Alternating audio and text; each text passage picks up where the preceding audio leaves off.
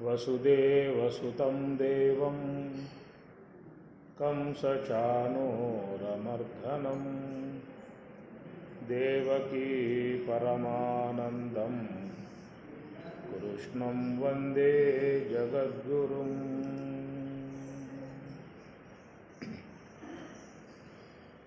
తొలుకారు మెరుపులు తోచిపోవుగాక, నెలకొని మింట అవి నిలచీనా. తొలుకారు మెరుపులు తోచిపోవుగాక, నెలకొని మింట అవి నిలచీనా. పొలతుల వలపులు పొలసిపోవుగాక, కలకాలం బవి నిలచీనా. ఏడవల పేడమక్షిక ఏడశుద్ధులు, ఏడవల పేడమక్షిక ఏడశుద్ధులు. ఆడుకొన్న మాటలెల్లా అవి నిజాలా. ఏడవల పేడమక్షిక ఏడశుద్ధులు. కలలోని సిరులెల్లా కనువుపులేగాక, మెలకువ చూడ అవి మెరసీనా. కలలోని సిరులెల్లా కనువుపులేగాక, మెలకువ చూడ అవి మెరసీనా.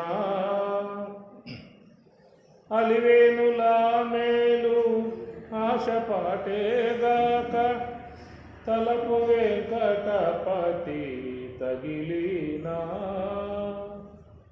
తలపు వెంకటపతి తగిలినా. ఏడవల పేడమక్షిక ఏడశుద్ధులు, ఏడవల పేడమక్షిక ఏడశుద్ధులు. ఆడుకొన్న మాటలల్లా అవి నిజాలా. ఏడవల పేడ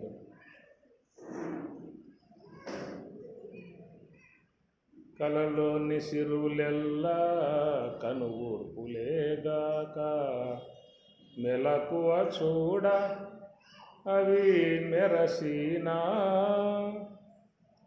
కనురెప్పలు మూస్తే కనపడతాయి, కనపట్ల కళ్ళలో సంపదలు, సకల ఐశ్వర్యములు, సిరి సంపదలు, భోగభాగ్యాలు, అక్కడ పరివారం, భూములు, ఫ్లాట్లు అన్నీ ఉంటాయి స్వప్నావస్థలు. అవి కంటిరెప్ప తెరిసే అంతవరకే. అవి ఎప్పుడు దాకా ఉంటాయంటే కంటిరెప్ప తెరిసేదాకా ఉంటాయి. తెరిచామంటే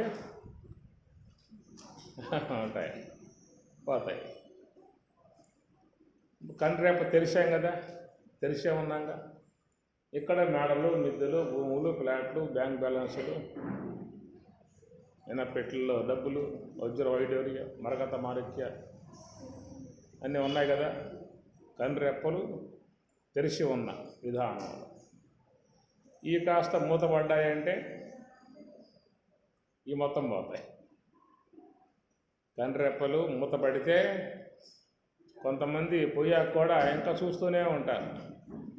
ఇంకేం చూస్తారు, అయిపోయింది ఇక, క్లోజ్ ది డోర్. చూసావు అయిపోయింది ఇక, వెళ్ళిపోయావు ఇక, ఇంకేం కంట్రాక్టర్ అని ఆ పక్కన ఉన్నటువంటి వాళ్ళు అవి యొక్క మూసేస్తారు. అయిపోయింది ఇక, కథ ముగిసింది, మూసేయి, చూసింది చాలు అనేటువంటి విధానంగా. కలలోని సిరులెల్లా కనువూర్పులేగాక అని అన్నమాచార్యుల వారు చాలా చక్కగా వస్తాయి. తత్వజ్ఞానాన్ని, భక్తి జ్ఞాన వైరాగ్య ప్రాప్తిరస్తాయి అన్నట్లుగా మహాత్ములు ఎన్నో విధాయకాలుగా మనకి జ్ఞాన ప్రభావం. బ్రహ్మంగారు తత్వాల రూపకంగా, వేమన యోగి పద్యాల రూపకంగా, ఇంకా పూజ్య మహాత్ములందరూ కూడా శ్లోకాల రూపకంగా, యోగ వాసిష్టం భగవద్గీత శ్లోకాల రూపకంగా, అట్లా భాగవతం పద్యాల రూపకంగా, ఇవన్నీ ఎవరి కోసం?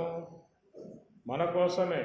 మనం ఏదన్నా మేలుకుంటావేమో, జాగ్రత్త పడతావేమో, శ్వాస ఉన్నప్పుడు ఏదన్నా చక్కగా మంచిగా చేసుకుంటామేమో అనేటువంటి ఉద్దేశంతో వాళ్ళు వివిధ రూపాలుగా మన జ్ఞానాన్ని అందించే ఉద్దేశంతో మహాత్ముచినటువంటి యొక్క వాంగ్మయం, అట్లా మన స్వామివారు కూడా లక్ష్మీనారాయణులు కూడా అనేక గ్రంథాల రూపకంగా మొదటి నిండు బోధ, వేద రహస్యములు, సోహము, గొప్ప జ్ఞానము, గీతా మహాత్మ్యము, సంభాషణలు, ఇట్లా అనేక రూపాలుగా స్వామి కూడా మనకి అందించారు. అలాంటి ఆ జ్ఞానాన్ని మనం జీవితంలో సంపాదించుకోవాలి. దానికోసంగానే లోకంలోకి వచ్చాం, అంతే అన్నమాట. ఎంత మనకు అవకాశం ఉంటుందో అంతంత బాగా మనం బ్రహ్మ విద్యను అధ్యయనం చేయాలి.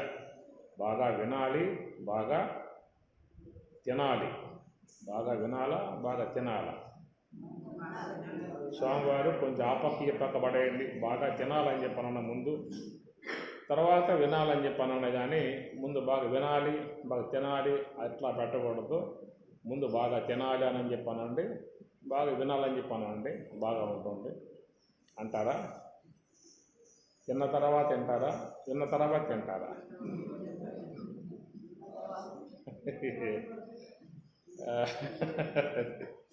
అందువల్ల తింటామంటే ఎంత ప్రీతో, వింటామంటే కాస్త ఆగండి, తలుపులు మూసాం కాబట్టి సరిపోయింది. లేకపోతే ఉప్పినే 12 దాటిందా అని చెప్పానంటే భోక్తాలు దెబ్బకి శ్రోతలందరూ పారిపోవాల్సిందే. అట్లాగా అన్నమాట. కనుక తినటం నందు ఉన్నటువంటి ఉత్సాహం ఎంతైతే ఉన్నదో వినటం విషయంలో కూడా అంతగా రెట్టింపు ఉత్సాహం ఉండాలి. వింటే సూక్ష్మదేహం పెరుగుతుంది, తింటే స్థూల దేహం పెరుగుతుంది. స్వామివారి మాటలే. వింటే సూక్ష్మదేహం పెరుగుతుంది, తింటే స్థూల దేహం పెరుగుతుంది. ఏ దేహాన్ని పెంచుకోవటం మనకిష్టం?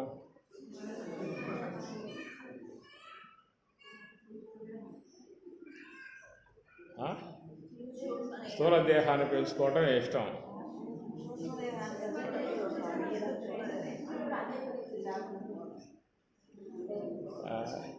స్థూల దేహాన్ని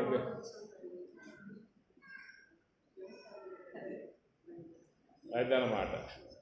స్థూల దేహాన్ని పెంచుకునే విషయంలో ఇష్టపడుతున్నామా, సూక్ష్మ దేహాన్ని పెంచుకోవటంలో ఇష్టపడుతున్నామా అని ఎవరికి వారికి గ్రహించుకోవాల్సి ఉంటుంది. ఏనాడైనా మృత్యుదేవతకి తమలపాకుల్లో ఒక్క పులుగులాగా పెట్టి అప్పచెప్పాల్సి ఉంటుంది. గుర్తుపెట్టుకోండి. ఎంత దానికి ఎన్ని రకాల పదార్థాలు పెట్టినా, పోషించినా, ఏం చేసినా కానీ ఏదో పూట మృత్యుదేవత అమ్మవారికి మర్యాదపూర్వకంగా అప్పచెప్పాల్సి ఉంటుంది. ఏదో ముట్టికాయలు వేసి లాగేసుకుంటుంది అన్నమాట. అందుచేత మనం జీవితంలో గమనించుకోవాల్సి ఉంటుంది, గుర్తుంచుకోవాల్సి ఉంటుంది. సూక్ష్మ దేహాన్ని బాగా పెంచుకోవాలి. అది జ్ఞాన విద్యతో, బ్రహ్మ విద్యతో సూక్ష్మదేహాన్ని పెంచుకోవాలి. ఎందుకంటే అందరూ కూడా ప్రయాణాలు ఉన్నాయి.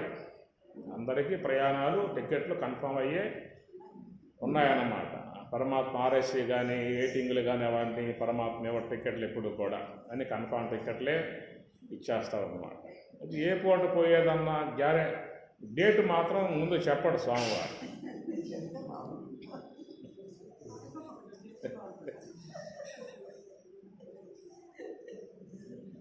ముందే ఏం స్వామి, ముందే చెప్పేస్తే మేము జాగ్రత్త పడతాం కదా. తినాల్సినవి తినేస్తాం, వినాల్సినవి వినేస్తాం, చూడాల్సినవి చూసేస్తాం.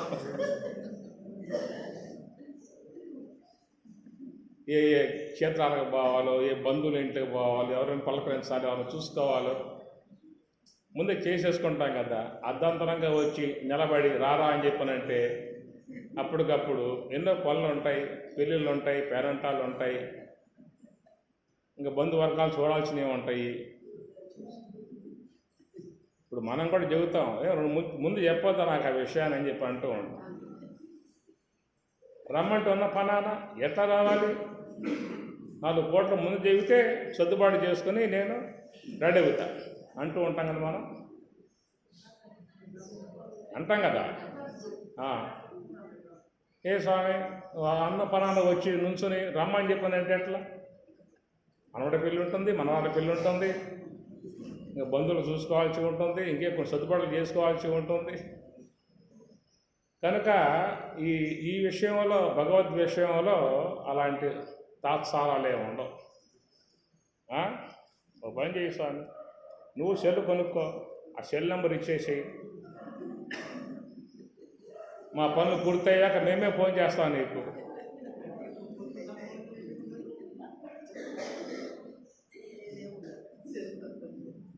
మా అందరికి సెల్ ఫోన్లు ఉన్నాయి, నీకు లేకపోవడం ఏంటి? మేము కొని పెడతాం సెల్ నీకు.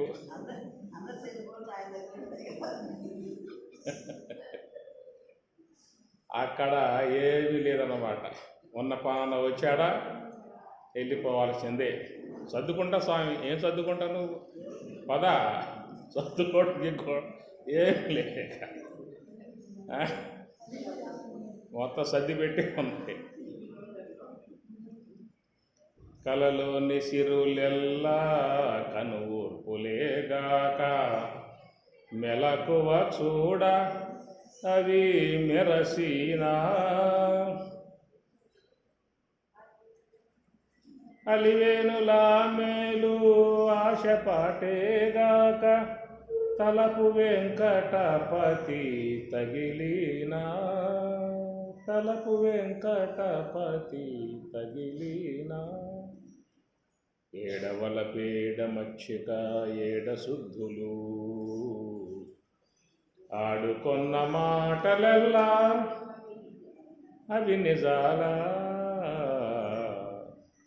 ఏదో చేస్తా, ఏదో సంపాదిస్తా, ఏదో కూడబెడతా, ఆ మేడ కడతా, ఈ మేడ కడతా, ఆ కొండ ఎత్తుతా, ఈ కొండ ఎత్తుతా, ఏమెత్తింది కొండలు అన్నీ మానవుడు ఇవన్నీ కూడా ఒక భ్రమ పెంచుకొని నడుస్తూ ఉన్నాడు. ఆ భ్రమల మొత్తం పూట దెబ్బకు ఉగిపోతాయి. అవన్నీ ఆయన వచ్చి దెబ్బ కొట్టాడు అంటే ఆ పూడతో ఏముండదు. ఇక ఇది విశ్వంలో ఉన్నటువంటి చట్ట విధానము. ఈశ్వర చట్టము దయాదాక్షిణ్యాలనికే ఉండవు. ఏ పూట బుద్ధి పూట అప్పుడు తీసుకుపోవటమే ఉంటుంది. మనం దానికి ముందే స్వామి చెప్పిన విధానముగా బ్రహ్మ విద్యను బాగా సూక్ష్మదేహంలో పెట్టేసుకోవాలి. అంతేక ఎవరి సూక్ష్మదేహం పుణ్యముతో జ్ఞానముతో నిండుతుందో వారు కాపాడబడతారు. అది గమనించాల్సిన అంశం. మన యొక్క సూక్ష్మదేహం అది రేపు మన ఎమ్మటే రావటం కానీ, ఒకవేళ యముడు వచ్చి పాశం వేసిన స్థూల దేహానికి వేస్తాడా సూక్ష్మదేహానికి వేస్తాడా? యమపాశాన్ని స్థూల దేహానిక వేసి సూక్ష్మదేహానికి వేసేది. స్థూల దేహానికి వేసి పట్టుకుపోతాడు. తేడా పోయే బంధువులకు ఇబ్బంది లేకుండా పోతుంది.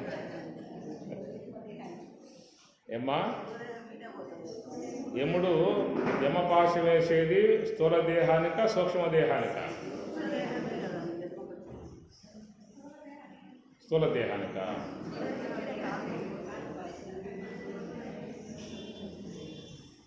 పట్టుపోయి ఏం చేసుకోవాలి స్థూల దేహాన్ని?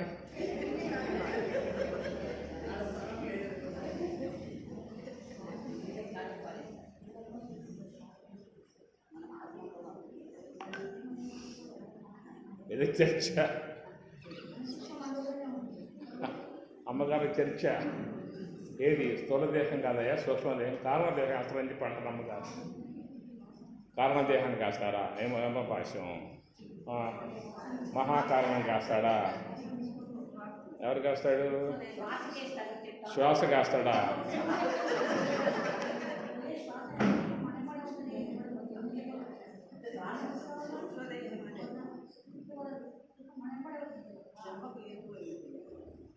యమపాశం సూక్ష్మదేహంలో ఉన్నది లెక్కంతా.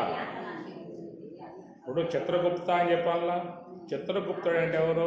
సూక్ష్మదేహం. మనం చేసిన పనులన్నీ కూడా లెక్కంతా సూక్ష్మదేహంలో రాయబడి ఉన్నది. ఎవరు రాశారు చెప్పండి? గవర్నమెంట్ రాసిందా? ఇంట్లో వాళ్ళు రాశారా? ఎవరి లెక్క వాళ్ళే రాసుకుంటూ ఉన్నారు. గుర్తుపెట్టుకోండి, ఎవరి లెక్క వాళ్ళే రాసుకుంటూ ఉన్నారు. సూక్ష్మదేహంలో భద్రపరుచుకుని పెట్టుకున్నారు. పుణ్యకార్యాలు చేసినా లెక్కంతా సూక్ష్మదేహంలో చేరిపోతుంది, పాపకార్యములు చేసినా లెక్కంతా సూక్ష్మదేహంలో చేరిపోతుంది. జ్ఞానం ఆర్జించిన మొత్తం సూక్ష్మదేహంలోనే ఉంటుంది. కనుక సూక్ష్మదేహాన్ని లింగదేహం అనేదిగా చెప్పారు. లింగం పల్లి పొల్లి మేర దాటితే దొంగల భయమి కలేదన్నా అని బ్రహ్మంగారు లింగం పల్లి పొలి మేర దాటితే అన్నారు. అది ధ్యానములో మహాత్ములు సోహంభావ ధ్యానములో సూక్ష్మదేహాన్ని దాటుతారు. కాబట్టి వాళ్ళకైతే భయం లేదేక సూక్ష్మదేహం కనుక దాటితే ధ్యానములో అక్కడి నుంచి ఆ యొక్క మహాకారణం ద్వారా బ్రహ్మంలోకి వెళ్ళిపోతారు. కాబట్టి ఇక వాళ్ళకి ఏ దొంగల భయము లేదు, ఏ జన్మ పరంపరల భయం లేదు, ఏ భవసాగరం యొక్క భయం లేదు. భయరహితం అభయం సత్వ సంశుద్ధి జ్ఞానయోగ వ్యవస్థితి దానం దమశ్చ యజ్ఞశ్చ స్వాధ్యాయస్తప ఆర్జవం అని పరమాత్మ దైవీ గుణాల గురించి చెప్పుతూ అభయం సత్వ సంశుద్ధి జ్ఞానయోగ వ్యవస్థితి, వాళ్ళు జ్ఞానయోగములో ఉన్నారు కాబట్టి అభయం. వాళ్ళ భయమే లేదు. బ్రహ్మమునకు భయం ఏముంటుంది చెప్పండి.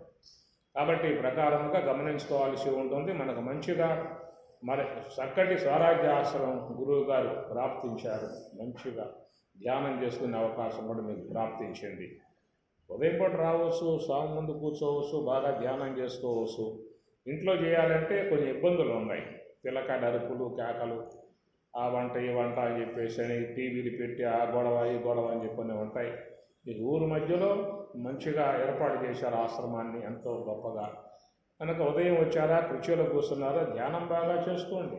మంచి అవకాశం మీకు పరమాత్మ గురుదేవుడు కలగజేశాడు. రమణాశ్రమం మీరు పోండి, ఎప్పుడన్నా తిరుమన్నామలై పోండి, ఇక్కడ కేవలం ధ్యానమే, ఇంకేముండదు. అక్కడ రమణ భగవాన్ వారి సమాధి అక్కడ శివలింగం పూజ చేస్తూ ఉంటే ఇక్కడ దర్భశాపలు ఉంటాయి, అన్నీ ఉంటాయి. కూర్చోవటం, ధ్యానం చేసుకోవటం. నేను గతంలో చెప్పే మీకు కూడా ఆ విషయాన్ని గురించి. మంచిగా హాలు ఫ్యాన్లు అన్నీ పెద్దలు ఏర్పాటు చేశారు. కొన్ని దర్భశాపలు వేస్తాను, వచ్చి ధ్యానం చేసుకోండి ప్రశాంతంగా అని కూడా చెప్పే గతంలో. ఒత్తుకుపోతాయని దర్భశాపలు అని చెప్పి అన్నారు అనుకోండి, మెత్తగా గిండ్లే వేస్తాం. మెత్తగా ఉండేటువంటి స్వాంజీ ఉండేటువంటి అవే పరుస్తాం మేము. మీకు మంచిగా కూర్చొని ధ్యానం చేసుకోవచ్చు. మంచి అవకాశం పరమాత్మ ఇచ్చాడు, సద్వినియోగం చేసుకుని తెలియజేస్తూ అక్షర పరబ్రహ్మయోగ కిం తద్బ్రహ్మ కిమధ్యాత్మం కిం కర్మ పురుషోత్తమ అధిభూతం చ కిం ప్రోక్తం అధిదైవం కిముచ్యతే అధియజ్ఞః కథం కోత్ర దేహేస్మిన్ మధుసూదన ప్రయాణకాలే చ కథం జ్ఞేయోసి నియతాత్మభిః. అక్షర పరబ్రహ్మ యోగంలో అర్జునుడు పరమాత్మను తన యొక్క సందేహాలు వ్యక్తపరుస్తూ ఉన్నాడు. ఆ ప్రకారంగా 7 సందేహాలని పరమాత్మ ముందు పెట్టాడు. ఇవే నా సందేహాలు, సమాధానం నాకు అందించవలసింది దయతో కరుణతో అని చెప్పేసి నిర్ణయించుకున్నటువంటి విషయము. అక్షరం బ్రహ్మ పరమం కిం తద్బ్రహ్మ. మొదటి ప్రశ్న కిం తద్బ్రహ్మ అడిగితే పరమాత్మ అన్నాడు అక్షరం బ్రహ్మ పరమం. సమాధానం కిం తద్బ్రహ్మ. బ్రహ్మ అంటే ఏమిటంటే అక్షరం బ్రహ్మ పరమం, అది అక్షరము అంటారు. పరమం శ్రేష్టమై ఉన్నటువంటిది బ్రహ్మ. అక్షరం బ్రహ్మ పరమం అని 3 పదాలతో సమాధానం చెప్పేశాడు. ఇంకేం చెప్పలే అయ్యగారు. ఇక బ్రహ్మం అన్న పదానికి అక్షరం బ్రహ్మ పరమం అని 3 పదాలుగా సమాధానం చెప్పేశాడు. కాబట్టి అది అక్షరం నా క్షరం. అక్షరం నశించేది కాదు, ఎల్లప్పుడూ ఉండేటువంటిది. విశ్వంలో ఏది మారినా మారకపోయినా భగవంతుడు మాత్రం మారేది కాదు. అది ఎప్పుడూ కూడా మార్పు లేకుండా ఉండేటువంటి విధానము అని చెప్పని అక్కడ కిం తద్బ్రహ్మ అడిగిన చోటే తర్వాత 2వ ప్రశ్నలో కిం అధ్యాత్మం అని కూడా అడుగుతాడు. ఈ 2 కూడా ఆత్మ బ్రహ్మము రెండింటి యొక్క అంశాలు అన్నమాట. మనకి మాండక్యం కూడా 2వ మంత్రంలో అయం ఆత్మ బ్రహ్మ సర్వం ఏతద్ బ్రహ్మ, అంతటా వ్యాపకమై ఉన్న వస్తువు బ్రహ్మ అన్నాడు. అయం ఆత్మ బ్రహ్మ అని 2వ దాంట్లో వస్తుంది. అయం ఈ ఆత్మయే బ్రహ్మము అన్నట్లుగా మాండిక్యంలో ఉన్న 2వ మంత్రంలో ఉన్నటువంటి అంశమే ఇక్కడ కిం తద్బ్రహ్మ, కిం అధ్యాత్మం, కిం కర్మ, 3 కర్మ అనే అంశం వస్తుంది. చాలా ముఖ్యమైనటువంటి యొక్క అంశము. ఇక్కడ కిం తద్బ్రహ్మ, కిం అధ్యాత్మం, అది ఆత్మ, అధ్యాత్మ అనేటువంటి. కాబట్టి ఆత్మ అనేటువంటి ప్రదేశంలో ప్రత్యేక ఆత్మనే వాడతారు మామూలుగా. ప్రత్యేక ఆత్మ, ప్రత్యేగాత్మ అని చెప్పేసి. ఇక్కడ అది ఆత్మ అనేటువంటి పదం వాడతారు. అది అనేటువంటి పదము బ్రహ్మమును కూడా వాడే సందర్భం ఉన్నది. అధిష్టానం అలా అధి అనేది ఉపసర్గ అన్నమాట. అధ్యాత్మం, అది ఆత్మ, అధ్యాత్మం అనేటువంటిది ఎనాదేశం ఇది. కనుక ఇక్కడ బ్రహ్మమును కూడా అది అనే పదం అధిష్టానం కాడ వస్తుంది. ఇక్కడ అధ్యాత్మ అనేటువంటి మాట వాడాడు. అది అనేటువంటి ఉపసర్గకు 4 చెప్పుకొచ్చారు. ప్రాక్, ఉపరి, అధికృత్య, ఆధిక్యము అని చెప్పని 4 అర్థాలు కలిగి ఉన్నటువంటి యొక్క విధానమే అది అనే ఉపసర్గ అన్నమాట. అది ప్రాక్, ఉపరి, అధికృత్య, ఆధిక్యము. ప్రాక్ అంటే పూర్వమే అదనమాట. కాబట్టి లోనున్నటువంటి ఆత్మ అనేటువంటి దానికి, బ్రహ్మం అనేటువంటి దానికి స్వరూపత ఒకటే. బ్రహ్మము అన్న ఆత్మ అన్న 2 కూడా స్వరూపత. అర్థమవుతున్నాయా? మాట అర్థమవుతున్నాయా? ఏమి బ్రహ్మము అన్న ఆత్మ అన్న 2 కూడా స్వరూపత ఒకటే. సర్వం ఏతద్ బ్రహ్మ అనే మాట వాడాడు. అంతటా వ్యాపకమై ఉన్నటువంటి స్వరూపాన్ని బ్రహ్మము అని. అయం ఆత్మ బ్రహ్మ, మన యొక్క శరీరములో ఉన్నటువంటి ఆ బ్రహ్మమునే ఆత్మ అనేటువంటి పదము. కాబట్టి మనందరం కూడా చూసినట్లయితే బ్రహ్మస్వరూపము. అది మీకు 3వ సోపానంలో వస్తుంది. అహం బ్రహ్మాస్మి అనేటువంటి అంశము. అది 3వ సోపానంలో వచ్చేటువంటి అంశం. అది ఆ యొక్క అవిద్య నుంచి విడబడి పూర్తిగా మహాకారణం కూడా అధిగమించి మరి ఆ యొక్క సుషుమ్నాయందు ఆ స్వరూప భావన పొంది ఉన్నప్పుడు ఉండేటువంటిది అహం బ్రహ్మాస్మి యొక్క విధానము. ఇక్కడేం చెప్పారంటే ఆత్మ అనగా శ్వాస మీద నిఘా పెట్టి చేసేటువంటి యొక్క ధ్యాన సంబంధమై ఉన్నటువంటి యొక్క అంశము అది ఆత్మ అనేటువంటి అంశం వస్తుంది. ఎందుకంటే అవిద్య ఉపాధి కలిగి ఉన్నటువంటి యొక్క దానిని ఆత్మ అన్నారు. అవిద్య ఉపాధి కలిగి ఉన్న స్వరూపాన్ని ఆత్మ అన్నారు. నిరుపాధికమై ఉన్నటువంటి స్వరూపాన్ని బ్రహ్మము అని చెప్పి అంటారు. అందువల్ల మనం ధ్యానం ద్వారా పొందబడేది ఏది అని చెప్పనంటే ఆత్మ. ధ్యానం ద్వారా పొందబడేది ఆత్మ అన్నమాట. అందువల్ల ప్రత్యేక ఆత్మ అన్నారు. ప్రత్యేక ఆత్మ అని చెప్పని అంతర్ముఖ వృత్తికి విషయం ప్రత్యేగాత్మ అన్నారు. అంతర్ముఖ వృత్తి ద్వారానే ఆత్మ యొక్క జ్ఞానాన్ని, ఆత్మ యొక్క స్వరూప అనుభవాన్ని పొందాల్సి ఉంటుంది. అనగా మనస్సు శ్వాసతో ఉంచినప్పుడు, శ్వాస గమనాన్ని గమనిస్తూ ఉన్నప్పుడు మనలో ఉన్నటువంటి యొక్క మాలిన్యాలన్నీ కూడా అంతరించగా ఆ మనస్సు శుద్ధమవుతుంది. ఆ శుద్ధమైనటువంటి యొక్క మనస్సునే బుద్ధి అన్నారు. అది బుద్ధి అన్నారు. కాబట్టి ఆ బుద్ధి ద్వారానే ఆత్మ సన్నిధికి పోవాల్సి ఉంటుంది. మనస్సుని బుద్ధిగా మార్చుకోవాలి. మనస్సుని బుద్ధిగా మార్చుకుంటేనే వారు బ్రహ్మమును, ఆత్మను సమీపించే అవకాశం ఉంటుంది. మనస్సుతో పోయే అవకాశం లేదు, మనస్సుతో పొందే అవకాశం లేదు. ఎందువల్లంటే మనస్సు అని చెప్పనంటే అది మాలిన్యములతో చేరి ఉన్న అంశం. అది అజ్ఞాన మాలిన్యములతో, రాజసిక తామసిక సంబంధ సంస్కారాలతో చేరి ఉన్నటువంటిది మనస్సు. అందువల్ల ఈ మనస్సు అనేది ఉన్నంత వరకు సాధకులు ఇబ్బంది పడే పరిస్థితి. మనస్సు అనే భాగం ఉన్నంతసేపు నువ్వు ధ్యానంలో ఇబ్బంది పడే పరిస్థితి. ఎందువల్ల దాంట్లో ఇవి ఉన్నాయి కదా, మాలిన్యాలు ఉన్నాయి కదా. మాలిన్యములు అంటే రజోగుణ సంబంధ సంస్కారాలు, తమోగుణ సంబంధ సంస్కారాల మాలిన్యములు ఉన్నాయి. కాబట్టి ఏమవుతుందంటే అక్కడ మనస్సు నిలకడగా ఉండే అవకాశం లేదు. అందువల్ల చాలామంది ధ్యానంలో ఇబ్బంది పడే పరిస్థితి.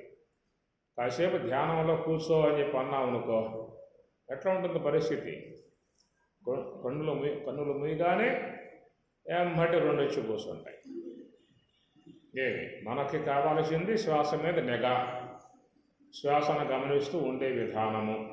అది ఉంటుందా అంటే ఉంటుందా చూడాలండి. మనం కళ్ళు మూసి చూస్తాను. ఉంటుందా అని చెప్పనంటే ఏడుంటుంది? సంకల్పాలన్నా వచ్చి కూర్చుంటున్నాయి, నిద్రన్నా ఆవహిస్తుంది. రెండు ప్రధానంగా ధ్యానపరులకు ఇబ్బందికర పరిస్థితి అన్నమాట. చాలామంది దాదాపుగా చాలామంది ఇబ్బంది పడుతున్న పరిస్థితి. ఈ ధ్యానం అని చెప్పనగానే కొంచెం అమ్మో చాలా ఇబ్బంది అయ్యా, కళ్ళు మూస్తే రెడీగా ఉంటాను రెండు.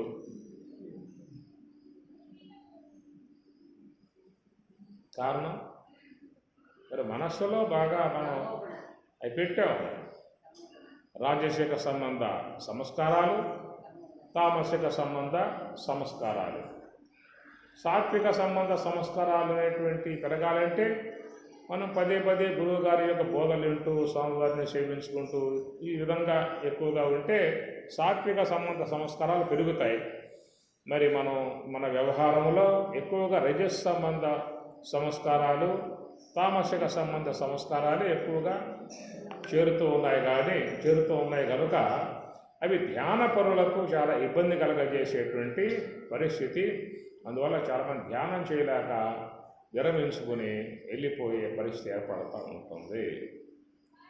అది మాత్రం గమనించుకోవాల్సి ఉంటుంది. సరే, స్వామి చెప్పింది కూడా అయ్యా చేయండి, వదిలిపెట్టమాకండి. స్వామివారు ఏమన్నారంటే ఈ పూట 10 శ్వాసల కాలం కూర్చోమన్నారు. ఓ పని చేయ, కూర్చోలేకపోతున్నావు, ఇబ్బంది పడుతున్నావు కదా, 10 శ్వాసల కాలం కూర్చో. 1 2 3 అని 10 శ్వాసల కాలం పాటు కూర్చో. మళ్ళీ లేవు అంటే అలవాటు. మీకు ఈ విషయం 8వ అధ్యాయంలో వస్తుంది, ఒకసారి చెప్తాడు స్వామివారి. అట్లా శ్వాసలను లెక్క పెట్టుకో అని చెప్పని అంటారన్నమాట. అట్లా నిఘా అంటే శ్వాస మీద నిఘా అనేది మనం పెంచుకోవాలి. మనకు అలవాటు లేదే. అలవాటంతా దేంట్లో ఉందని చెప్పనంటే ఈ విషయాలు వినటము, తినటము, చూస్తాము, మాట్లాడటము, ఇవి అలవాటైపోయింది అన్నమాట. ఇంకేదప్పుడు వ్యసనపాటు ఏర్పడితే నిద్రపోవటం అలవాటు అయిపోయింది. కాబట్టి అవి అలవాటు చేశాం, కానీ శ్వాస మీద ఉండి ఆ శ్వాసను గమనించే విధానం అలవాటు తక్కువ అన్నమాట. అది రోజు మొత్తం తీసుకోండి. ఉదయం ధ్యానంలో కూర్చుంటారా? కూర్చుంటారు. ఎంతసేపు కూర్చుంటారు? పావు గంట, అరగంట. అదే టీవీ ఆన్ చేశారు, ఎంతసేపు కూర్చుంటారు అక్కడ? 10 నిమిషాలు. ఎంతసేపు కూర్చుంటారు? టీవీ ఆన్ చేస్తే గంటలు, ధ్యానం ఆరంభం చేస్తే 10 నిమిషాలు. అందువల్ల మనం దేనికి ఎక్కువ సమయం కేటాయిస్తూ ఉన్నాం. అది ఉన్నటువంటి విధానము. సరే, ఈ ప్రకారంగా అందరూ కూడా మరి జీవితంలో పరమశాంతిని కోరుకుంటూ ఉన్నారు, ఆనందాన్ని కోరుకుంటూ ఉన్నారు, ఆరోగ్యాన్ని కోరుకుంటూ ఉన్నారు, మనశ్శాంతిని కోరుకుంటూ ఉన్నారు. అవునా కదా? మన యొక్క అపేక్షలు ఏమిటి? ఆనందంగా ఉండాలి, శాంతిగా ఉండాలి, సుఖంగా ఉండాలి, ఆరోగ్యంగా ఉండాలి, మనసు ప్రశాంతంగా ఉండాలి. ఇదే అందరి యొక్క అపేక్ష. అవి రావాలంటే ధ్యానం చేయాలి. అయ్యా మాకు అన్నీ ఉన్నాయి అంటాడు, మరేం లేదురా, శాంతి లేదని అంటాడు వాడు. పుష్కలంగా బ్రహ్మాండంగా 10 తరాలు తిన్నా కానీ వడ్డీ తప్ప అయ్యేది అసలు మాత్రం అట్లాగే ఉంటుంది. ఎంత ఉన్నదంటాడు, మరి ఏం లేదు నీకు అంటే శాంతి సుఖాలు లేవండి అంటే ఎట్లా వస్తాయి? అవి ఏమన్నా కోట్లో ఉన్నాయా? టానిక్లుగా వెళ్తారు ఏమన్నా? ఇప్పుడు దేహంలో శక్తి లేదు, హార్లిక్స్, కాంప్లైన్, బోర్నమిటా కొనుక్కుంటున్నాం కదా. అట్లాగే ఒక కేజీ శాంతి, ఒక కేజీ సుఖము, ఒక కేజీ ఆనందము అట్లా అమ్మే విధానంగా రాగలిగితే కొంటారా? కొనుగోలు. ఆనందం లేదయ్యా అట్లా పట్టు అయితే నువ్వు చెంచా వేసి తిప్పి తాగు, ఆనందం వచ్చేసి. ఇప్పుడు సుఖం లేదయ్యా, సుఖం కావాలని నీకు, సుఖం సృష్టిస్తా తీయరా, మూత తిప్పేయటం, చెంచా పడేయటం, సుఖాన్ని తాగేయటం. ఇవన్నీ కూడా భౌతికంగా ప్రాప్తించేవి కాదు, భౌతికంగా లభించేవి కాదు. ఇవన్నీ పరమాత్మ దగ్గర ఉన్నటువంటి లక్షణాలు పరమాత్మలో ఉన్నాయి, ఆత్మలో ఉన్నాయి, అవి బ్రహ్మములో ఉన్నాయి. కనుక జీవితంలో మానవుడు ఇవన్నీ కోరుకోవడం కారణంగా అవి నీకు లభ్యం కావాలని చెప్పన్నట్లయితే నువ్వు ఆత్మధ్యానం చెయ్యి. ఆత్మధ్యాన పరాయణ, ఆత్మధ్యానం చేయనటువంటి యొక్క మాటగా దీంట్లో అక్షర పరబ్రహ్మ యోగంలో చెప్పేటువంటి యొక్క విధానం కనుక ఎక్కువగా మన మనసు నిశ్చలముగా ఉండేటువంటి యొక్క ప్రయత్నం చేసుకోవాలి. దానికి పరమాత్మ ఈ అధ్యాయంలోనే 2 చోట్ల కూడా తస్మాత్ సర్వేషు కాలేషు మాం అనుస్మర అని మాట చెప్పాడు. తస్మాత్ సర్వేషు కాలేషు యోగయుక్తో భవార్జున అని చెప్పని కూడా చెప్పుకొచ్చాడు. కాబట్టి ఈ రెండింటి ద్వారా మనము ఆత్మ యొక్క అనుభవానికి చక్కగా మంచిగా మార్గాన్ని వేసుకోవాల్సి ఉంటుంది. అక్షరం బ్రహ్మ పరమం అనే మాట కూడా వచ్చింది. స్వభావో అధ్యాత్మముచ్యతే, 2వ ప్రశ్న అన్నమాట. కిం అధ్యాత్మం అన్న ప్రశ్నకి స్వభావో అధ్యాత్మం ఉచ్యతే. కనుక మొదటిదేమో సర్వవ్యాపకమై ఉన్నటువంటి యొక్క బ్రహ్మస్వరూపం యొక్క సంబంధమై ఉన్న అంశం గల ప్రశ్న. అది చాలా గొప్ప విచారం. అది అంత తేలిక తెగేది కాదు. అది జిజ్ఞాస ఉండాలి, ఉత్సుకత ఉండాలి, వినాలనే అపేక్ష ఉండాలి. ఉన్నటువంటి వాళ్ళకైతే ఆ బ్రహ్మము యొక్క విచారణ బాగా సాగే అవకాశాలు ఉంటాయి. సరే, ఇక్కడ 2వ ప్రశ్న కిం అధ్యాత్మం. అయ్యా అధ్యాత్మం అంటే ఏమిటనే దానికి స్వభావో అధ్యాత్మం ఉచ్యతే. అధ్యాత్మం అనేది మనకు సంబంధించిన అంశం. కిం తద్బ్రహ్మ అనేటువంటిది సర్వవ్యాపకమై ఉన్నటువంటి యొక్క భగవంతునికి భగవత్ సంబంధమై ఉన్నటువంటి యొక్క అంశం. అది సర్వే సర్వత్ర అంతటా వ్యాపకమై ఉన్నటువంటి బ్రహ్మము యొక్క ఉన్నది. ఆ బ్రహ్మము యొక్క సంబంధమై ఉన్నటువంటి యొక్క అంశము యొక్క ప్రస్తావన కిం తద్బ్రహ్మ అనేటువంటిది. అక్షరం బ్రహ్మ పరము అనేటువంటిది. కిం అధ్యాత్మం అనేటువంటిది ఏంటంటే అది మనకు సంబంధించిన అంశం అన్నమాట. కనుక ఆత్మ అంటే మనలో ఉన్నటువంటి ఆ చేతనమును ఆత్మ అన్నారు. అంతటా ఉన్న చేతనాన్ని బ్రహ్మము అన్నారు. కాబట్టి కిం అధ్యాత్మం అన్నదానికి స్వభావో అధ్యాత్మం ఉచ్యతే. ఆ స్వభావమే అధ్యాత్మము అన్నారు. ఏమిటా స్వభావము అని చెప్పనంటే ఆత్మ యొక్క స్వాభావిక విధానము సత్తు, చిత్తు, ఆనందము, సర్వవ్యాపకత్వము ఆత్మ యొక్క స్వరూపత లక్షణములు. సత్తు అని చెప్పనంటే ఇది నీలో ఉన్నదా లేదా చూసుకోవాలి మనం కూడా. నేను సత్స్వరూపుణ్ణి, నేను చిత్స్వరూపుణ్ణి, నేను ఆనంద స్వరూపుణ్ణి, నేను వ్యాపక స్వరూపుణ్ణి అనేటువంటి భావన అన్నమాట. అవి ఎట్లా తెలుసుకోవాలని అని చెప్పనంటే సద్దు వస్తువు తీసుకో ముందు. సద్దు వస్తువు అంటే ఉండుట. కనుక ఉండుట అనే దానికి లేమి ఉండకూడదు. ఉన్న వస్తువుకి లేమి చెప్పామనుకో అది ఏమవుతుంది, మిథ్యా వస్తువు అయిపోతుంది. ఒకప్పుడు ఉండి ఒకప్పుడు లేకపోతే ఏమంటారు, మిథ్యా అంటారు. అసలు ఎప్పటికీ లేని వస్తువు అయితే అసత్తు. అసత్ అంటే ఎప్పటికీ లేదు, ఏ కాలంలో లేదు, ఏ దేశంలో లేదు, ఏ అవస్థలలో కూడా ఏ వస్తువుకైతే ఉనికి లేదో దాన్ని అసత్తు. అది మనుష్య శృంగములు ఉన్నాయి లేవా? మనుష్య శృంగములు, మానవులకు కొమ్ములు ఉన్నాయి లేవా? ఉన్నాయా? ఏమండి కలియుగంలో వచ్చాక ఊడిపోయాయి కానీ కొత్త యుగంలో ఉన్నాయండి అని అంటారేమన్నా? కలియుగం వచ్చాక అవి ఊడిపోయాయి, కృత యుగంలో కొమ్ములు ఉన్నాయని చెప్పని అంటారా? అంటూ ఉంటారే. వాడు కొమ్ములు ములిశాయిరా అంటూ ఉంటారే. కొమ్ములు మొలవలేదా? అది అహంకార సూచన అన్నమాట. కాబట్టి మనుష్య శృంగాలు మన జాగ్రత్త అవస్థలో ఉన్నాం మనిషి కొమ్ములు ఉండకపోవచ్చు, శకునంలో ఉండే వాళ్ళకు ఉన్నాయేమో, అలా లేవా? కాబట్టి ఏ కాలంలో ఉండకూడదు, ఏ దేశములో ఉండకూడదు, ఏ అవస్థలో ఉండకూడదు. ఆ విధముగా ఉన్నదాన్ని అసత్తు అని చెప్పని అంటారు. మనుష్య శృంగములు, కుందేటి కొమ్ములు, గొడ్రాలి బిడ్డ, ఆకాశ పుష్పాలు, గగనార విందములు, గొడ్రాలి బిడ్డ అంటారు కదా, ఉన్నాడా బిడ్డ? ఈ విధంగా మరి ఏ వస్తువు స్వతసిద్ధముగా దాని ఉనికి లేదో లేని దాన్ని అసత్తు అని చెప్పని అంటారు. సత్తుకి అసత్తుకి మధ్యలో ఉన్నదాన్ని ఏమంటారు? మిథ్య అంటారు. సదసద్ విలక్షణ వస్తువు మిథ్య అని స్వామివారు సంభాషణల్లో ఇస్తారు ఈ పదాన్ని. సదసద్ విలక్షణ వస్తువు మిథ్య, సద్దు వస్తువు కాదు, అసద్దు వస్తువు కాదు, మధ్యలో ఉండేది ఏంటంటే దాన్ని ఏమంటారు? మిథ్య. కాబట్టి మిథ్య అంటే ఎక్కడ ఏమున్నాయి చెప్పండి? లోకంలో ఏమున్నాయి పదార్థాలు మిథ్య?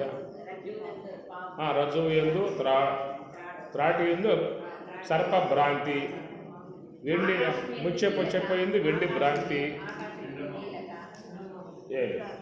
ముచ్చెపోయింది వెండి భ్రాంతి, స్థాణువు ఎందు పురుష భ్రాంతి, ఎండమావులు, ఇవన్నీ కూడా మిథ్యా పదార్థములు. సో మన శరీరాలు మిథ్యనా సత్యమా? ఈనాడు కనబడేటువంటి ఎన్ని శరీరాలు ఉన్నాయి కదా, ఇవన్నీ కూడా సత్యమా అసత్యమా? మిథ్య.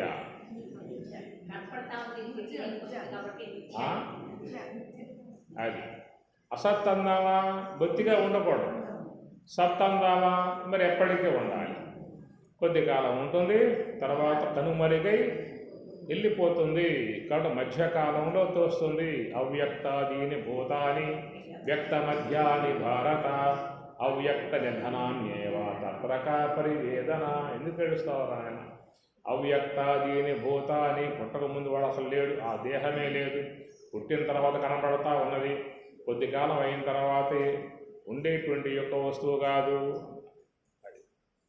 ఇక్కడ ఉన్నటువంటి యొక్క దేహాలన్నీ కూడా ఒక 50 ఏళ్ళు అయిన తర్వాత చూస్తే కుర్చీలు ఉంటాయి.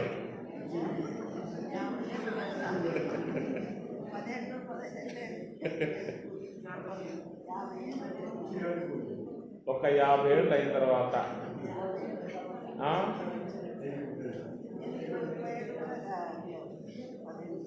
అంటే 2075 లెక్క పెట్టుకోండి. అప్పటికి అందరూ ఎక్కడుంటారు? ఎక్కడెక్కడ ఉంటారో పిలిస్తే పలికే స్థాయిలో ఉండరేక. ఎక్కడుంటారో, ఏ లోకాల్లో ఉంటారో, సముద్రాలు ఈదుతూ ఉంటారు, నదుల్లో ఈదుతూ ఉంటారు, అరణ్యాలు పరిగెడుతూ ఉంటారు. ఈశ్వర అనుగ్రహంతో, గురు అనుగ్రహంతో మళ్ళా పొద్దుటూరులోనే పుట్టి ఉంటారు. పుట్టుక లేకుండా బ్రహ్మంలోకి వెళ్ళిపోయి ఉంటారు. ఏమి చెప్పే అవకాశాలు మాత్రం కాదు. కనుక కొద్ది కాలం ఇంకా ఉన్నాయి దేహాలకి పరమాత్మ ఆయువు పెట్టాడు. సరే, ఈ ప్రకారంగా మిథ్య అని చెప్పానంటే ఒకప్పుడు ఉండవు, ఒకప్పుడు లేవు, మధ్యలో తోస్తూ ఉన్నాయి, తర్వాత ఉనికే లేకుండా వెళ్ళిపోతాయి. గాలి గాలి కలిసే గగనంబు గగనంబు, మంట మంట కలిసే మన్ను మన్ను, మంట మంట కలిసే మన్ను మన్ను అన్నాడు వేమన. గాలి గాలి కలిసే గగనంబు గగనంబు, మంట మంట కలిసే మన్ను మన్ను, నీరు నీట కలిసి నిర్మలంబై ఉండే విశ్వదాభిరామ వినురవేమ. పంచభూతాల నుంచి కొంచెం అంశాలుగా ఈ దేహరూపం దాల్చింది కనుక లోన ఆ జీవుడు ఉన్నంతకాలం ఈ ప్రకారం కలిసి ఉంటాయి. ఆ జీవుడు ప్రయాణం కొనసాగించాడు అని చెప్పనంటే గాలి గాలి కలిసే గగనంబు గగనంబు మంట మంట కలిసే మన్ను మన్ను. ఆ దేహములో ఉన్నటువంటి ఆకాశం ఆకాశంలోకి వెళ్ళిపోతుంది, వాయువులోకి వెళ్ళిపోతాయి, వేడి అగ్నిలోకి వెళ్ళిపోతుంది, తేమ జలంలోకి వెళ్ళిపోతుంది, ఇక మిగతా భాగాలన్నీ పృథివిలోకి వెళ్ళిపోతాయి. కాబట్టి జీవుడు ప్రయాణం చేయాల్సి ఉంటుంది. ఈ ప్రకారముగా ఉన్నటువంటి విధానములు ఇవన్నీ కూడా సదసది విలక్షణ వస్తువులు మిథ్యా అన్నారు. ఈ మిథ్యా అనేది కూడా చాలా విచారణాత్మక అంశము, రెండు మాటలు తెలియదు కాదు. మిథ్యా అంటే అది భ్రాంతి జ్ఞానమునకు భ్రాంతి జ్ఞానము మిథ్యా వస్తువు చేరి అధ్యాస అంటారు. అటు అధ్యాస సంబంధమై ఉన్నటువంటి యొక్క గోచరించే పదార్థాన్ని మిథ్యా అని చెప్పని అంటారు. కాబట్టి మిథ్యా అని చెప్పన్నప్పుడు సదసత్ విలక్షణ వస్తువు మిథ్యా, అదే ప్రాతిభాషిక పదార్థము అన్నారు, భ్రాంతి కల్పిత పదార్థము అన్నారు, దాని అధ్యాస అన్నారు, అర్ధాధ్యాస అంటారు. దాన్నే రెండోది జ్ఞానాధ్యాస అన్నారు. భ్రాంతి జ్ఞానమును జ్ఞానాధ్యాస అన్నారు. మిథ్యా వస్తువుని అర్ధాధ్యాస అన్నారు. అర్ధాధ్యాసయే రెండు రకాలుగా ఉంటుంది, స్వరూపాధ్యాస సంసర్గాధ్యాస అని. ఈ స్వరూప సంసర్గ అధ్యాసలలో మరలా 6 అధ్యాసలు ఉంటాయి. అవి సంబంధాధ్యాస, సంబంధ సహిత సంబంధి యొక్క అధ్యాస, ధర్మాధ్యాస, ధర్మ సహిత ధర్మి యొక్క అధ్యాస, అన్యోన్యాధ్యాస, అన్యతరాధ్యాస అని ఇంకా మొత్తం 6 అధ్యాసలు ఉంటాయన్నమాట. ఇవన్నీ ఎప్పుడు తీరుబాటుగా ఉన్నప్పుడు తలుపులు మొత్తం మూసిపారేసి ఎవరు పోకుండా ఉండి చూసుకొని అప్పుడు ఆరంభం చేయాలి. లేకపోతే ఒకళ్ళ మిగర అధ్యాస భాష్యం అది శంకరుడు రాస్తాడు, అధ్యాస భాష్యాన్ని. ఇవన్నీ కూడా మీకు సంభాషణలో స్వామివారు చెప్పడం కూడా జరిగింది. కొంచెం శ్రద్ధ ఉండాలి, ఉత్సుకత ఉండాలి, జిజ్ఞాస ఉండాలి, దాని యందు ఒక మనస్సు కూడా పెట్టాలి. అప్పుడు అర్థం అవుతాయే తప్ప లేకపోతే నేను లోనకు పోయే కొద్దీ మీరు కూడా లోనకి వెళ్ళిపోతారు, కునుకు తీస్తారు. మీరు నేను లోనకు పోయి పలుకుతో మాట్లాడుతూ మీరు కునుకు తీసే పరిస్థితి ఉంటుంది. కాబట్టి ఈ ప్రకారంగా మరి చూసినట్లయితే ఆ సత్య పదార్థమై ఉన్నటువంటిది ఆత్మ. కాబట్టి ఆత్మ త్రికాలాబాధ్యము. ఆ త్రికాలాబాధ్యమై ఉన్నటువంటి యొక్క స్వరూపమే నీ స్వరూపం, అది అధ్యాత్మం. స్వభావం అధ్యాత్మం. ఏమిటా ఆత్మ యొక్క స్వభావము అంటే ఆత్మ ఎప్పుడూ కూడా చేతన వస్తువై ఉంటుంది, సత్యస్వరూపమై ఉందన్నమాట. ఆ సత్యస్వరూపమే నీవు. కనుక నీవు నేను అనేటువంటి విధానములో వాస్తవికంగా అందరూ కూడా ఆత్మ. దేహము నేను కాదు, దేహభ్రాంతి మధ్యలో వచ్చింది, మధ్యలోనే దేహభ్రాంతి పోతుంది.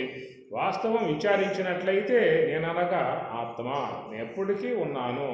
నేను కూడా చెప్పుకున్నాను కదా, నిన్న ఉన్నాను, ఈ పూట ఉన్నాను, రేపు ఉన్నాను, పోయిన వారంలో ఉన్నా, ఈ వారంలో ఉన్నా, రాబోయే వారంలో ఉన్నా, పోయిన నెలలో ఉన్నా, ఈ నెలలో ఉన్నా, రాబోయే నెలలో ఉన్నాను, పోయిన దేహంలో ఉన్నా, ఈ దేహంలో ఉన్నా, రాబోయే దేహంలో ఉంటామా ఉండమా? ఏ దేహంలో ఉంటారు అప్పుడు తెలియదు, మొత్తం తెలియదు, కానీ ఏదో దేహంలో ఉండటం అనేది జరుగుతుంది. కనుక ఉండుట అనేది ఉన్నదగా, అది సత్యత్వం అన్నమాట. ఉండుట అనేది సత్యత్వము. కాబట్టి ఆ ప్రకారముగా కాలము చేత బాధింపబడేది కాదు ఆత్మ. అన్ని కాలాలలో ఉంటుంది, అన్ని అవస్థలలో ఉన్నాను. జాగ్రత్త అవస్థలో ఉన్నాను, స్వప్నావస్థలో ఉన్నాను, సుషుప్తి అవస్థలో ఉన్నాను అన్నమాట. కాబట్టి అవస్థలు అనేటువంటివి ఒకప్పుడు ఉండవచ్చు, ఒకప్పుడు ఉండకపోవచ్చు. జాగ్రత్త అవస్థ ఉన్నప్పుడు స్వప్నము సుషుప్తి లేదు, స్వప్నం ఉన్నప్పుడు జాగ్రత్త సుషుప్తి లేదు, సుషుప్తి ఉన్నప్పుడు జాగ్రత్త స్వప్నము లేదు. నేను ఉన్నాను, నేను జాగ్రత్త అవస్థలో ఉన్నాను, నేనే స్వప్నావస్థలో ఉన్నా, నేనే సుషుప్తి అవస్థలో ఉన్నా. కొంతమంది మూర్ఛావస్థ వస్తుంది, వాడేమంటాడు నేను మోక్షావస్థలో ఉన్నా అంటాడు వాడు కూడా. కొంతమంది షాక్ రావటంతో ఎమ్మటే ఏదో అన్కాన్షియస్కి వెళ్ళిపోతారు. 2 నెలలు 3 నెలలు మహాయోగుల్లాగా అట్లాగే ఉండి మళ్ళీ బయటకు వస్తారు. ఆ పని అమ్మా కోమాలోకి పోయేది. యోగంలోకి పోయిన మహాత్ములు కూడా 2 నెలలు 3 నెలలకు బయటకు వస్తారు. వాళ్ళు కూడా యోగ సమాధికి పోయిన వాళ్ళు 2 నెలలు 3 నెలలు అట్లాగే ఉండి వాళ్ళు బయటకు వస్తారు. ఈ కోమాలో పోయిన వాళ్ళు కూడా 2 నెలలు 3 నెలలు ఉండి వాళ్ళు కూడా మేము ఉండలేమా అని చెప్పిన వాళ్ళు అటుపోయి 2 నెలలు ఆగి వాళ్ళు వస్తారు. వీళ్ళు ఇటు పోయి 2 నెలలు ఆగి ఇటు వస్తారు. మిగతా వాళ్ళంతా అంతలాగా ఉండలేరు కాబట్టి ఎమ్మటే పోయి వస్తారు. కాబట్టి కామన్గా అందరికి ఉండేటువంటి ఏంటంటే జాగ్రత్త, స్వప్న, సుషుప్తి కామన్. సకల జీవులు మానవులే కాదు, పశువు, పక్షి, క్రిమి, కీట, దోమ, చీమ, నల్లి, గిల్లి అన్ని వాటికి కూడా జాగ్రత్త, స్వప్నము, సుషుప్తి అనేటువంటిది వాటికి కూడా ఉంటాయి. ఎందుకంటే వాటికి స్థూల దేహం ఉన్నది, వాటికి సూక్ష్మ దేహం ఉన్నది, వాటికి కారణ దేహం ఉన్నది, వాటికి లోపల ఆత్మ ఉన్నది. కాబట్టి ఈ 3 అవస్థలు లోకంలో అన్ని జీవులకి ఉంటాయి అన్నమాట. వృక్షాలు నిద్రపోతూ ఉంటాయి, వృక్షాలు కూడా నిద్రపోయే విధానం. వాటికి స్పర్శ ఉంటుంది వృక్షాలకి. ఇట్లా పట్టుకుంటే కొన్ని వృక్షాలు ముడుచుకుపోతాయి. పట్టుకోమాకరా అంటాయన్నమాట, నన్ను ముట్టమాక అని చెప్పన్న విధానంగా అట్లా తగిలిందండి చెయ్యి ముడుచుకుపోతాయి అన్నమాట. స్పర్శ ఉందా లేదా, వాడి జ్ఞానం ఉందా లేదా, అరే బడవ తాగుతావు అని చెప్పి అన్నట్లేగా అర్థం అక్కడ. వాటికి ఉన్నది అంటే చెప్పడానికి అవకాశం ఉండకపోవచ్చు, భావం ఉందన్నమాట వాటికి కూడా. ఇట్లా లోకంలో అన్నీ కూడా జీవకణాలే, జీవస్వరూపాలే, జీవ పదార్థాలే. ఈ ప్రకారంగా చూసినట్లయితే మరి ఈ యొక్క 3 అవస్థలలో నీవు ఉన్నాను అనే దానికి లేమీ లేదు. జాగ్రత్త అవస్థలో ఉన్నా, స్వప్నావస్థలో ఉన్నా, సుషుప్తి అవస్థలో ఉన్నా. మరి 3 అవస్థలలో ఉన్నవాడివి మరణావస్థలో ఉన్నావా?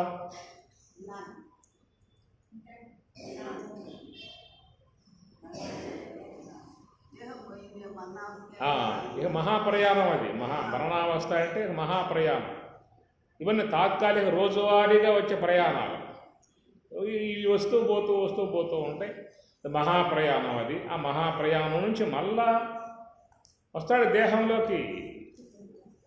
దేహినోస్మిన్ యదా దేహే కౌమారం యౌవనం జరా తథా దేహాంతర ప్రాప్తి ధీరస్తత్ర నముహ్యతి తదా దేహాంతర ప్రాప్తి అన్నాడు. కౌమారం, యవనం, జర, బాల్యం, యవనం, వృద్ధాప్యం 3 అవస్థలు ఉన్నాయి దేహానికి. ఈ దేహానికి ఎన్ని ఉన్నాయంటే అవస్థలు 3: బాల్యం, యవనం, వృద్ధాప్యం. దేహానికి ఉన్న అవస్థలైతే సూక్ష్మ దేహానికి ఉన్నటువంటి అవస్థలు ఏమిటి? జాగ్రత్త, స్వప్న, సుషుప్తి. ఏమి కనుక స్థూల దేహ సంబంధముగా ఉన్న అవస్థలు బాల్యం, యవనం, వృద్ధాప్యం. సూక్ష్మ దేహ సంబంధముగా ఉన్న అవస్థలు జాగ్రత్త, స్వప్న, సుషుప్తి. కనుక సూక్ష్మ దేహాన్ని బట్టి ఏర్పడేటువంటి ఏమో అవస్థలు జాగ్రత్త, స్వప్న, సుషుప్తి. స్థూల దేహం యొక్క విధానం ఏర్పడేటువంటివి బాల్యం, యవ్వనం, వృద్ధాప్యము అని చెప్పని. ఇవన్నీ కూడా దేహముల పరిధిలో ఉన్నటువంటి యొక్క అవస్థలే తప్ప నీకు ఏ అవస్థ లేదు. నువ్వు బాల్యుడవా, నువ్వు యవనుడవా, నువ్వు వృద్ధుడవా, ఏది నువ్వు? ఇవన్నీ దేహ ధర్మాలు. నువ్వు బాల్యుడవా, నువ్వు యవనస్తుడవా, నువ్వు వృద్ధాప్యం గలవాడివా, ఏది నువ్వు? కాబట్టి ఆత్మకు ఏవి కూడా లేవు. ఆత్మ బాల్యంలో ఉండటము, యవనంలో ఉండటము, వృద్ధాప్యం చెందటం ఇవన్నీ ఆత్మకు చెందినటువంటివి కావు. అది మనం ఈ దేహములో చెప్పేటువంటి యొక్క ఈ అవస్థలు బాల్య, యవ్వన, వృద్ధాప్య అనేటువంటివి 3 కూడా సూక్ష్మ దేహంలో కూడా లేవు. సూక్ష్మ దేహానికి బాల్యము, సూక్ష్మ దేహానికి యవ్వనము, సూక్ష్మ దేహానికి వృద్ధాప్యము చెప్తారా? అట్లా కారణ దేహానికి బాల్యము, కారణ దేహానికి యవ్వనము, కారణ దేహానికి సుషుప్తి చెబుతారా? అట్లా మహాకారణానికి కూడా బాల్యము, దానికి యవ్వనము, దానికి వృద్ధాప్యం చెబుతారా?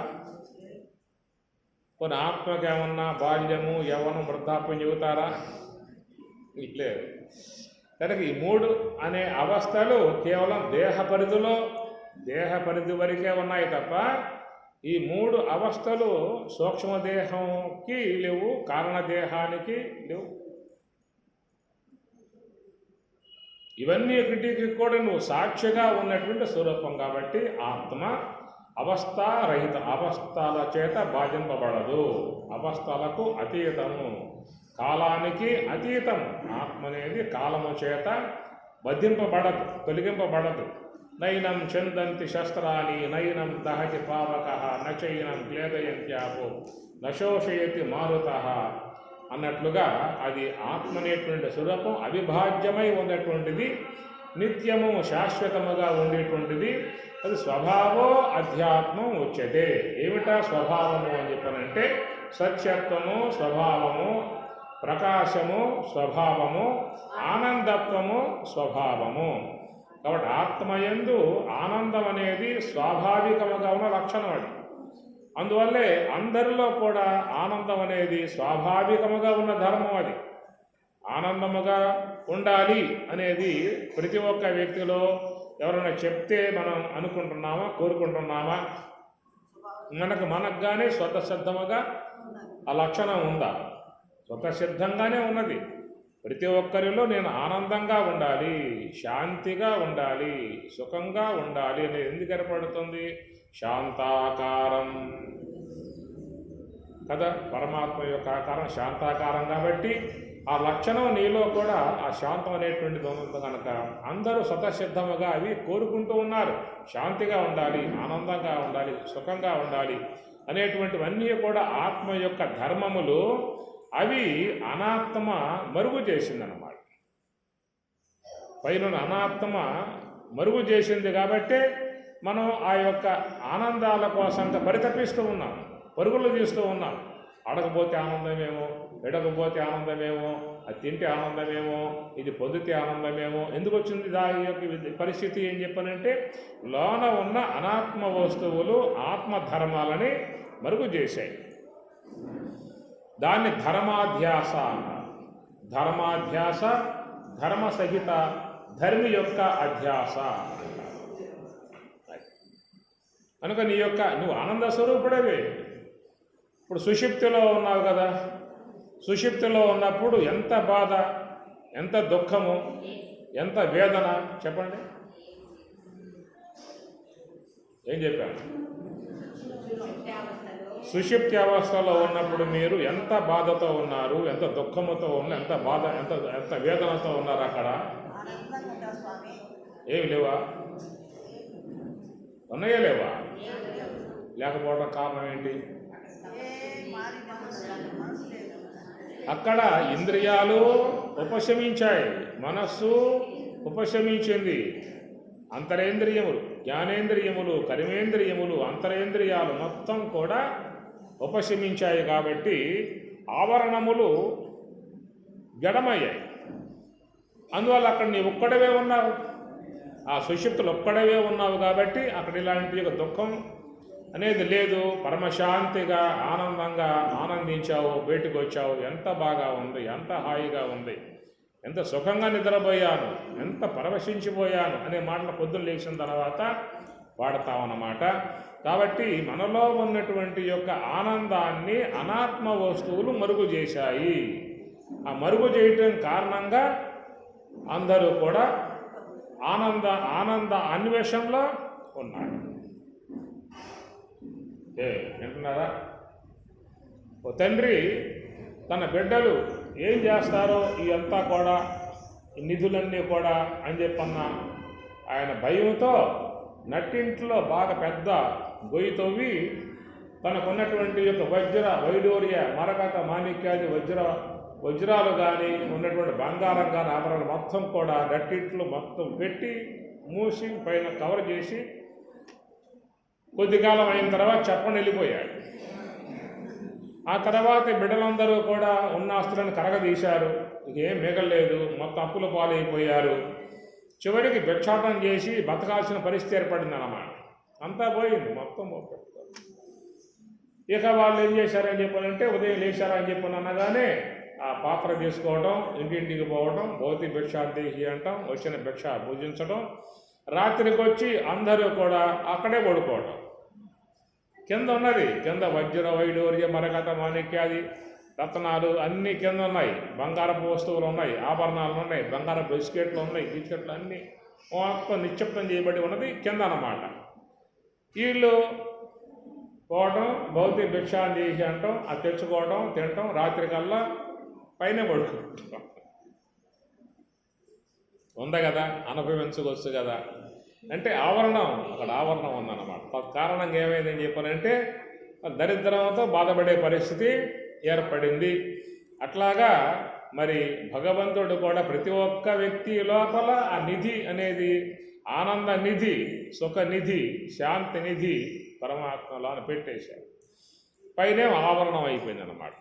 అజ్ఞానావృతం అజ్ఞానేన ఆవృతం జ్ఞానం తేన ముహ్యంతి జంతవః ధూమేనావ్రియతే వహ్ని యదా దర్శో మలేన చ యదోల్వేన ఆవృతో గర్భః తదా తేనేదం ఆవృతం.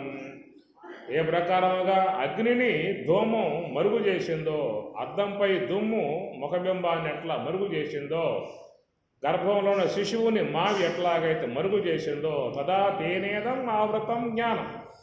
అట్లా మనలో ఉన్నటువంటి యొక్క ఆత్మస్వరూపాన్ని పైన ఉన్నటువంటి యొక్క ఆవరణం మరుగు చేయటం కారణంగా మరి ఆనంద నిధిని అనుభవించే అవకాశం లేక ఏం చేస్తూ ఉన్నారు? అందరూ ఏం చేస్తూ ఉన్నారు?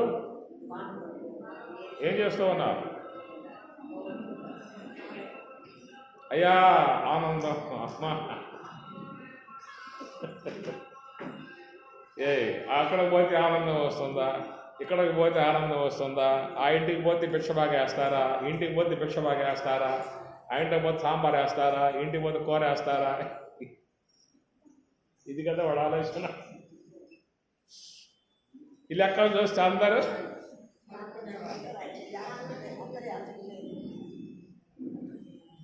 భిక్షగాడు. ఆనందం కోసంగా, భగవత్ తత్వం కోసంగా భిక్షగాళ్ళు అయ్యారు. బాహ్య సంపద లేక కాదు, ఈ పుష్కలంగానే ఉన్నాయి. కానీ భగవద్ నిధి, భగవంతుని ఆనందం, భగవంతుని పరమశాంతి, భగవంతుని యొక్క సుఖ విధానం. దుఃఖమాగంతుకం వైతో చుసుండు సుఖము స్వాభావికము నాకు సూరివర్య. దుఃఖమాగంతుకం వైతో చుసుండు. దుఃఖం బయట నుంచి వస్తుంది, సుఖం నా నుండి వస్తుంది. ఆనందం నా లోపల నుంచి రావాలి, బయట నుంచి అక్కడ రాదు. ఎక్కడ బయట లేదు, ఏ వస్తువుల్లో బయట లేదు.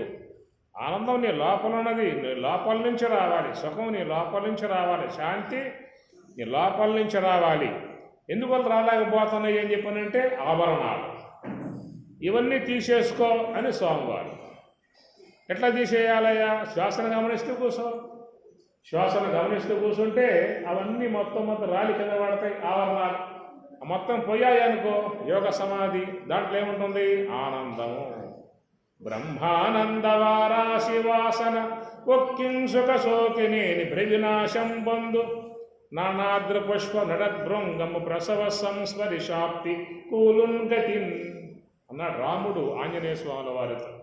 ప్రసవ సంస్పర్శాప్తి కూలున్ గతిన్ నానాద్ర పుష్ప నడద్భృంగము ప్రసవ సంస్పర్శాప్తి కూలున్ గతిన్. ఆ తుమ్మెద మకరందం కోసంగా అనేక పుష్పాల మీద వాలుతూ ఉంటుంది. అట్లా వాలి వాలి వాలి వాలి చివరికి ఏమవుతుంది? సంపింగ పుష్పం మీద వాలిందా అంటే ఆ యొక్క మధు యొక్క తేనె, దాని యొక్క మకరందం, దాని యొక్క మాధుర్యాన్ని, దాని యొక్క సొక్కిపోయి దాంట్లో సోలిపోయి పడిపోతుందట. ఆ ప్రకారం మనసు అనేది కూడా ఏం చేస్తూ ఉన్నది? వనితానందన చందనాది విషయ వ్రాతంబులను వందు నెమ్మను చెక్కు నెమ్మనము. వనితానందన చందనాది చందనాది విషయ వ్రాతంబులు. ఆ విషయంలో ఆనందం ఉందా, ఈ విషయంలో ఆనందం ఉంది, అక్కడ ఇదే మన విషయం అంతా కూడా లోకమంతా చేస్తున్న పని. నీ లోపలే ఆనందం ఉన్నది కనుక ఆనందాన్ని పొందాలంటే నువ్వు లోపలికి పో, బయటికి పోతే ఆనందం కాదు, లోనికి పోతే ఆనందము అన్నటువంటి విధానముగా ఆ పరమశాంతిని పొందే విధానముగా మహాత్ములు బోధిస్తున్నటువంటి యొక్క మార్గం. కాబట్టి మనం జీవితంలో అపేక్షించినటువంటి యొక్క ఆ కోరిక సంపూర్ణంగా నెరవేరాలని చెప్పన్నట్లయితే ఎప్పటికైనా నువ్వు ఆత్మతో అనుసంధానాన్ని ఆపూర్యమానం వచల ప్రతిష్టం సముద్రం ఆపః ప్రవిశంతి యద్వత్ తద్వత్కామాయం ప్రవిశంతి సర్వే సహ శాంతిం ఆప్నోతి న కామకామి సహ శాంతిం ఆప్నోతి న కామకామి.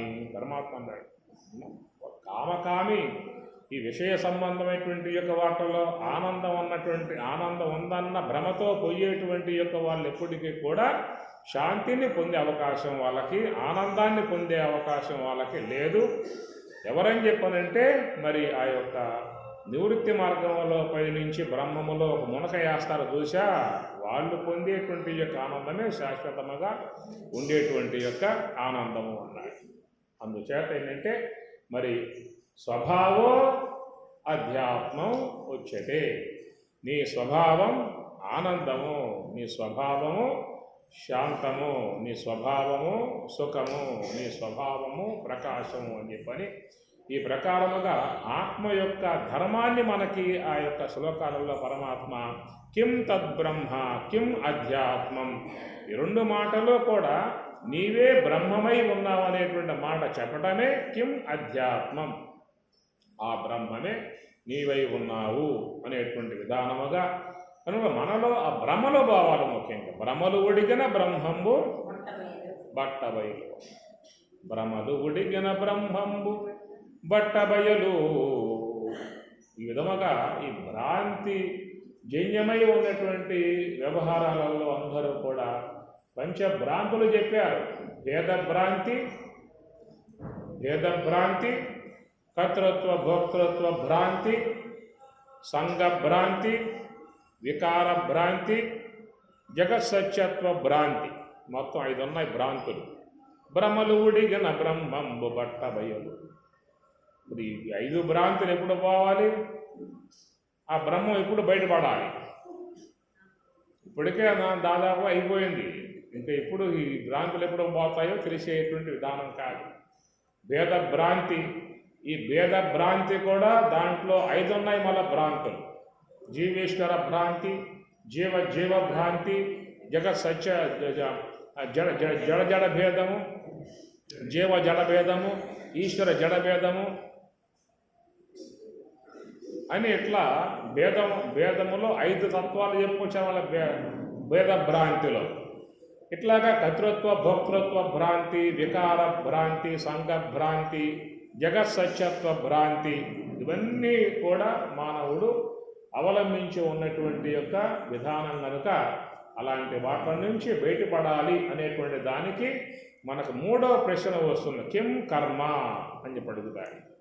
కిం తద్బ్రహ్మ కిం అధ్యాత్మం, 3వది కిం కర్మ అనేది 3వ ప్రశ్న వస్తుంది. దానికి సమాధానంగా స్వామివారు ఏం చెప్పారు? కిం కర్మ అనే దానికి ఏం చెప్పారు?